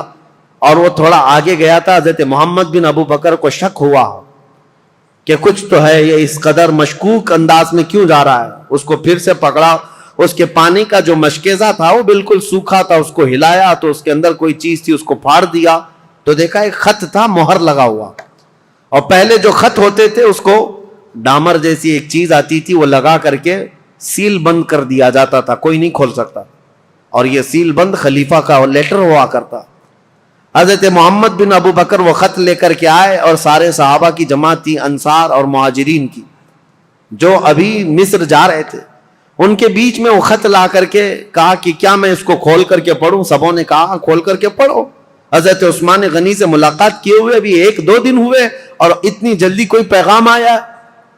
کھول کر کے جب خط پڑھا اس میں لکھا ہوا تھا عبداللہ بن ابی سرح کے نام, کہ اے عبداللہ بن ابی سرح, جیسے ہی محمد بن ابو بکر مصر آئے تو اسے قتل کر دینا, اور جو لوگ تیری شکایت لے کر کے آئے تھے ان کو کسی ہیلے بہانے سے مار دینا, ختم کر دینا.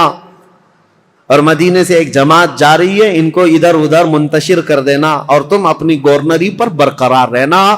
فقط سلام کے بعد حضرت عثمان بن عفان کی مہر لگی ہوئی ہے. یہ کتنا بڑا واقعہ ہے. حضرت عثمان غنی کی مہر لگی ہوئی ہے.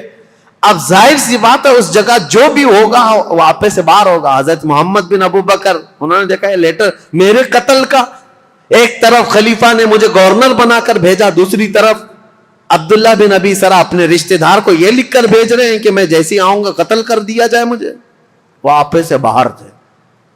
سارے صحابہ, انصار, مہاجرین وہ سب برہم ہو گئے, سخت نالا ہو. یہ جماعت واپس لوٹ آئی مدینے آئے. مدینے آنے کے بعد سیدھے مسجد نبوی شریف میں آئے. حضرت علی ابن ابی طالب کرم اللہ وجہہ الکریم, حضرت طلحہ, حضرت زبیر, حضرت عبد الرحمن, بڑے بڑے صحابہ موجود تھے. ان سب صحابہ کے پاس لا کر یہ خط رکھا گیا کہ اس خط میں ایسے ایسے معاملات لکھے گئے ہیں. سب صحابہ نے کہا یہ نہایت ہی بہت ہی گری ہوئی حرکت ہے, ایسا ہونا ہی نہیں چاہیے, ایسا کیسے کیا جا سکتا ہے.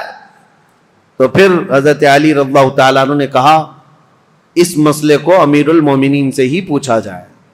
تو خط لے کر حضرت علی آئے, آپ کے ساتھ 6 صحابہ اور بھی تھے.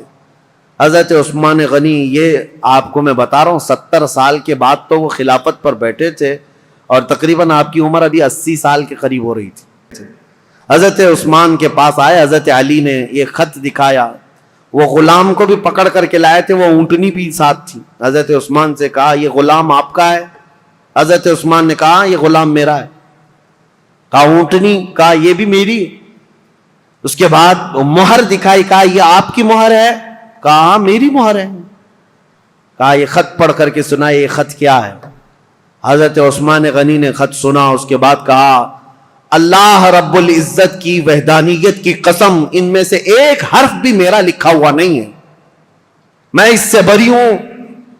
حضرت علی فوراً اٹھ گئے, کہا صحابہ سے آج تک ہم نے عثمان کو قسم کھاتے ہوئے نہیں سنا تھا.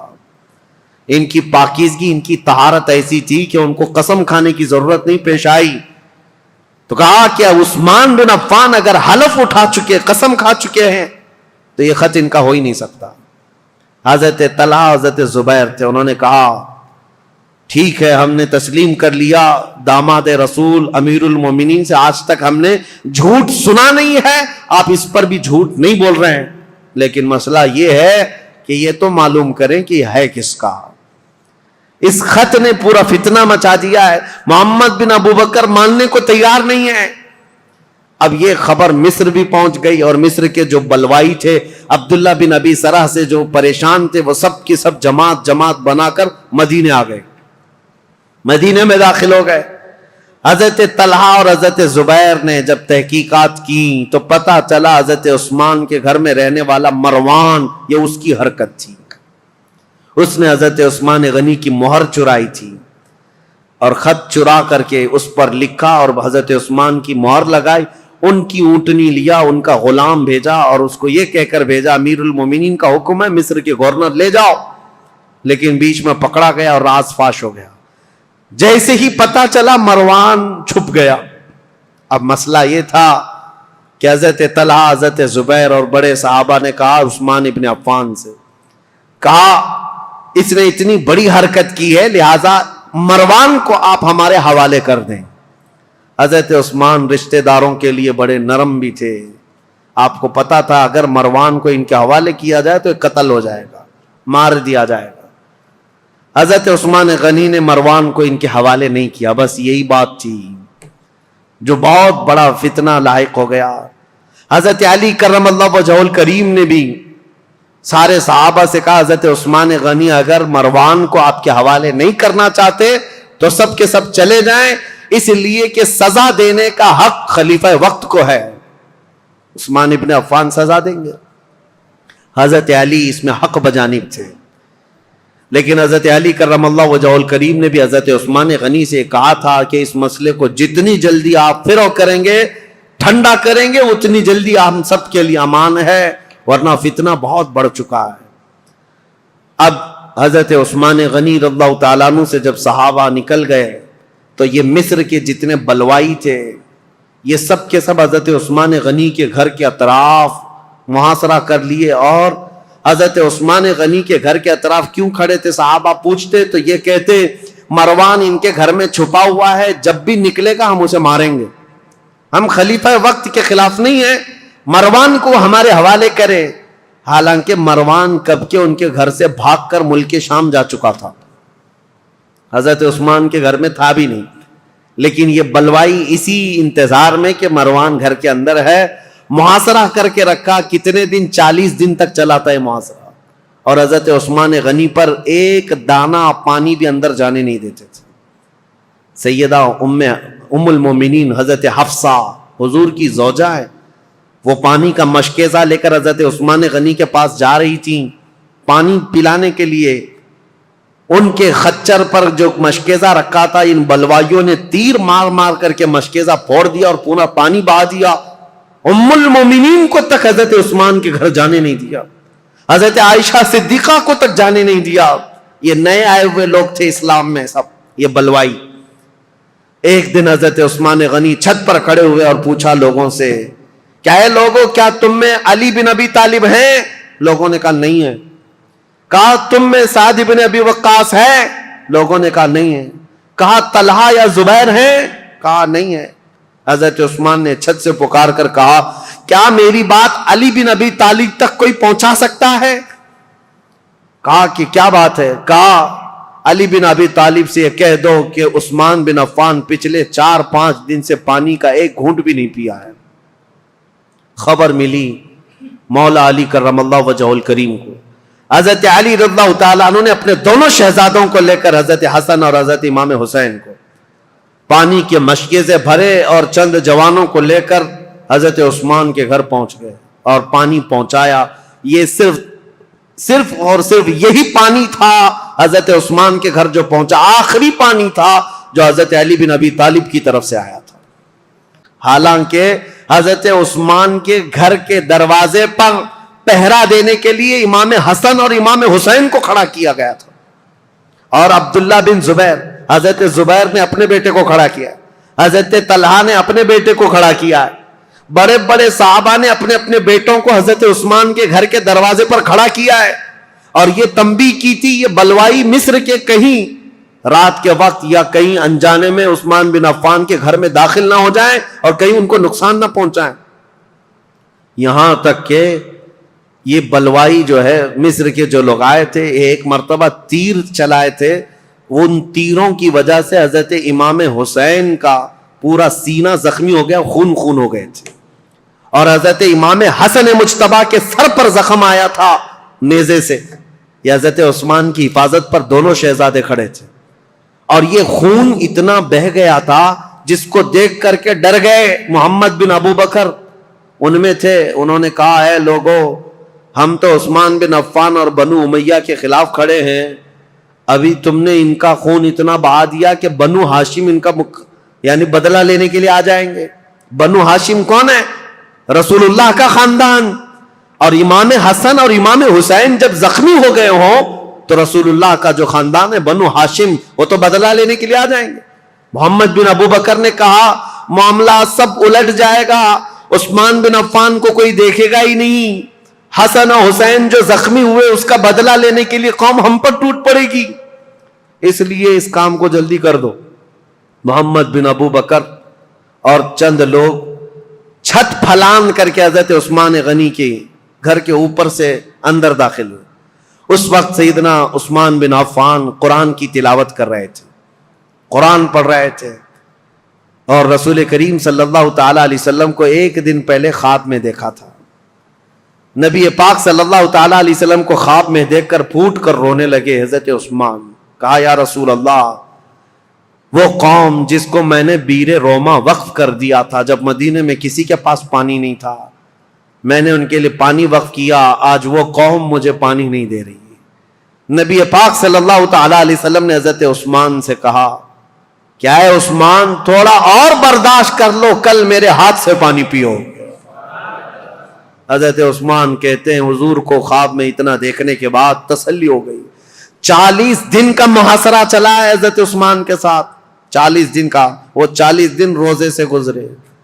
حضرت عثمان غنی رضی اللہ تعالیٰ عنہ کی یہ سختیاں, اور جب پانی بھی نہیں پہنچتا, کھانا بھی نہیں پہنچتا, اس وقت رسول کریم صلی اللہ تعالیٰ علیہ وسلم کے کئی صحابہ, میں یہ بات میں بتاتا ہوں, محمد بن ابو بکر چھت پھلانگ کر کے آئے تھے, اس سے پہلے کئی صحابہ آئے, حضرت طلحہ آئے, حضرت زبیر آئے, اور دیگر بڑے صحابہ آئے. کہا امیر المومنین یہ حالات بڑے سخت ہو گئے, 3 باتوں میں سے ایک بات کر لیجیے آپ, یا تو آپ کسی چھپے ہوئے راستے سے ملک شام چلے جائیں, وہاں آپ کی حفاظت ہو سکتی ہے, یا تو پھر مروان کو پکڑوا کر کے اس کو سب کے سامنے سزا دے دیں, معاملہ ٹھنڈا ہو سکتا ہے, یا تو پھر آپ اپنی خلافت سے دستبردار ہو جائیے, خلافت سے آپ ہٹ جائیے. حضرت عثمان نے کہا یہ تینوں کام نہیں کر سکتا, مروان میرے پاس نہیں, رہی بات مجھے ملک شام جانے کی بات کر رہے ہو, حضرت عثمان غنی کہتے ہیں میرے جسم کے ٹکڑے ہو جائیں میں رسول اللہ کا مدینہ چھوڑ کر نہیں جا سکتا,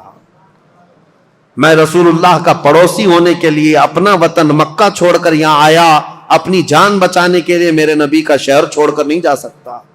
اور رہی بات تیسری, خلافت چھوڑ دیجئے, سنو اس بات کا مجھے شوق نہیں ہے, لیکن میرے آقا صلی اللہ تعالی علیہ وسلم کی حدیث ہے, رسول اللہ نے فرمایا تھا عثمان بن عفان کو ایک جبہ دیا تھا, اور اس کے بعد کہا اے عثمان اللہ تمہیں ایک جبہ پہنائے گا اور میری امت اس کو اتارنے کی کوشش کرے گی, لیکن تم موت تک اس جبے کو اتارنا مت. حضرت عثمان نے کہا اس جبے سے مراد رسول اللہ نے جو فرمایا تھا وہ خلافت کا جبہ تھا جو اللہ نے مجھے پہنایا, اور میں نے اپنی زندگی میں رسول صادق صلی اللہ علیہ وسلم کی بات سچ ہوتے دیکھا, قوم مجھ سے وہ جبہ اتارنے کی کوشش کر رہی ہے, اور میں ابھی تک برقرار ہوں تو صرف رسول اللہ کے فرمان کی وجہ سے, میرے آقا نے فرمایا ہے. تو صحابہ نے جب یہ 3 باتیں رکھی, حضرت عثمان نے تینوں کا جواب دیا تو سب صحابہ چلے گئے. اب وہ 40واں دن تھا جب حضرت عثمان قرآن کی تلاوت کر رہے تھے. حضرت حسن, حضرت امام حسین, حضرت عبداللہ بن زبیر, حضرت طلحہ کے بیٹے, یہ سب دروازوں پر کھڑے تھے, لیکن چھت سے یہ لوگ داخل ہو گئے. جیسے ہی آئے, محمد بن ابو بکر کون ہے؟ حضرت ابو بکر صدیق کے بیٹے, ان کے قتل کا فرمان گیا تھا نا, تو ظاہر سی بات ہے ان کو غصہ تھا. حضرت عثمان کے خط میں کس کے قتل کا تھا؟ ان کے قتل کا مسئلہ لکھا ہوا تھا. عبداللہ بن ابی سرح کو جو خط لکھا گیا تھا مروان نے, وہ محمد بن ابو بکر کے قتل کا تھا. تو محمد بن ابو بکر داخل ہوئے اور آتے ہی حضرت عثمان غنی کی داڑھی پکڑ لی. کہا عثمان بن عفان سے, امیر المومنین آپ ایسا کیسے کر سکتے ہیں, میرے ساتھ ایسا کیسے کر سکتے ہیں آپ؟ ایک طرف مجھے گورنر بنا کر بھیج رہے تھے اور دوسری طرف اس کو میرے قتل کا لیٹر بھیج رہے تھے. حضرت عثمان نے نہیں کچھ نہیں کہا. کہا اے محمد اگر تیرے باپ یہ حرکت کرتے ہوئے دیکھتے تو زندہ نہیں بچتا. وہ ڈر گئے محمد بن ابو بکر، کیونکہ حضرت ابو بکر صدیق اگر دیکھ لیتے اس بات کو، حضرت عثمان نے صرف اتنا جملہ کہا اگر تیرے باپ ہوتے تو میری داڑھی تک تیرا ہاتھ نہیں آ سکتا تھا. تو حضرت محمد بن ابو بکر ان کے ہاتھ پر کانپنے لگ گئے، پیچھے ہو گئے، اور اس کے بعد دروازے پر جا کر زور زور سے توبہ کرنے لگے، مجھ سے کیا ہو گیا، اور گھر سے باہر نکل کر کے آئے. لیکن حضرت محمد بن ابو بکر کے ساتھ جو مصر کے 2 بلوائی آئے تھے، انہوں نے اپنے نیزے سے حضرت عثمان کے سینے پر مار کر کے ان کو شہید کیا. انا للہ و انا الیہ راجعون. سیدنا عثمان بن عفان رضی اللہ تعالیٰ عنہ کو جس وقت شہید کیا گیا، آپ کا خون نکل کر کے قرآن کے ورقوں پر پڑا تھا، اور جس آیت پر پڑا تھا وہ یہ تھی فَسَيَكْفِيكَهُمُ اللَّهُ، اللہ ان لوگوں کے لیے کافی ہو جائے گا، اللہ ان کے لیے کافی ہو جائے گا. صبغۃ اللہ ومن احسن من اللہ صبغہ، اللہ کا رنگ سب سے بھاری رنگ ہے، اس سے بہتر رنگ کس کا ہے. اس آیت پر وہ خون کے قطرے پڑے تھے. وہ قرآن پاک آج بھی ترکی میں موجود ہے. حضرت عثمان غنی کا تلاوت کرنے والا جو قرآن تھا، میرے عزیزو، یہاں شہادت عثمان بن عفان ہو گئی. اتنا قتل ہوتے ہی آپ کی جو بیوی اس وقت موجود تھی نائلہ، یہ چھت پر کھڑی ہو گئی اور چیخ کر کے لوگوں کو خبر دینے لگی امیر المومنین قتل ہو گئے، امیر المومنین قتل ہو گئے. آواز سن کر کے صحابہ تیزی سے دوڑنے لگ گئے. مسجد نبوی کے آس پاس سب صحابہ جمع ہونے لگے. حضرت علی کرم اللہ وجہہ الکریم کی بات پھر میں بتاؤں. حضرت علی باہر کہیں گئے ہوئے تھے، آپ کو خبر دی گئی تو سر پٹ دوڑاتے ہوئے گھوڑے کو اس طرح سے مدینے آئے تھے، اور آتے ساتھ سب سے پہلے حضرت علی کرم اللہ وجہہ الکریم نے حضرت عثمان کو قتل ہوتے ہوئے دیکھا تھا، مقتول پڑے ہوئے تھے.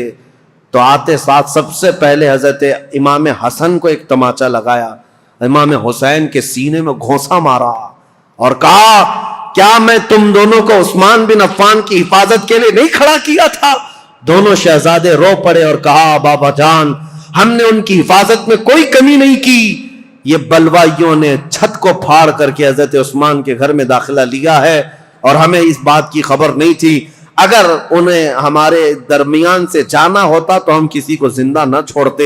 حضرت علی کرم اللہ وجہہ الکریم سے دوسرے صحابہ نے کہا آپ اپنے شہزادوں کا مواخذہ نہ کریں، اس لیے کہ یہ سارے اپنی حفاظت کے کام مکمل کما حقہ ادا کرتے رہے. اس کے بعد حضرت محمد بن ابو بکر کو طلب کیا حضرت علی نے. حضرت علی جلال میں تھے، پوچھا محمد بن ابو بکر کہاں ہے، بلایا اور ان کو پکڑ کر کے لائے اور کہا کیسے تم داخل ہوئے؟ کہا یہ میری غلطی تھی، چھت کے اوپر سے میں داخل ہوا. کہا تم قاتل ہو عثمان بن عفان کے؟ کہا اللہ کی قسم میں عثمان بن عفان کا قاتل نہیں ہوں، میں بالکل انہیں قتل نہیں کیا. جیسے ہی میرے ہاتھ ان کی داڑھی تک گیا انہوں نے میرے باپ کا نام یاد کیا اور مجھے غیرت ایسی آئی کہ میں کھڑا نہ ہو سکا اور ان کے دروازے پر کھڑے ہو کر کے میں نے سچی توبہ کی ہے. حضرت علی کرم اللہ وجہہ الکریم نے ان کی باتیں سنی. اتنے پر کافی نہیں، ان کا ہاتھ پکڑ کر گھر میں لے گئے اور امیر المومنین عثمان بن عفان کی جو اہلیہ تھی ان کو طلب کیا. جو زوجہ تھی وہ گھر میں اندر تھی، بلایا اور کہا کیا عثمان بن عفان کے قاتل یہ ہیں؟ ان کی زوجہ نے کہا نہیں، یہ گھر میں اندر آتے ہوئے تو ان کو میں نے دیکھا ہے اور انہوں نے قتل نہیں کیا. یہ جتنی باتیں کہہ رہے ہیں وہ سچ ہے. انہوں نے داڑھی بھی پکڑی تھی. میرے شوہر نے ان سے کہا بھی تھا ابو بکر ہوتے تو یہ نہیں ہوتا، تو یہ چھوڑ کر چلے گئے تھے. یہاں تک کہ حالات کی میں شاہد ہوں کہ یہ چھوڑ کر گھر سے نکل گئے تھے، لیکن ان کے ساتھ 2 لوگ آئے تھے مصر کے رہنے والے لوگ، میں انہیں جانتی نہیں، انہیں پہچانتی نہیں. ان دونوں نے قتل کیا ہوگا. ان کے علاوہ کوئی وہاں عینی گواہ نہیں تھا، عینی شاہد نہیں تھا، آئی وٹنس نہیں تھا حضرت عثمان غنی کو قتل ہوتے ہوئے دیکھا ہو کسی نے. حضرت علی کرم اللہ وجہہ الکریم باہر آئے. یہ اسلام میں پیدا ہونے والا سب سے پہلا فتنہ تھا. حضرت سعد بن ابی وقاص نے کہا اسلام کا دروازہ فتنوں کے لیے کھول دیا گیا ہے. عثمان بن عفان کے قتل کے ساتھ اب یہ دروازہ قیامت تک نہیں بند ہو سکتا.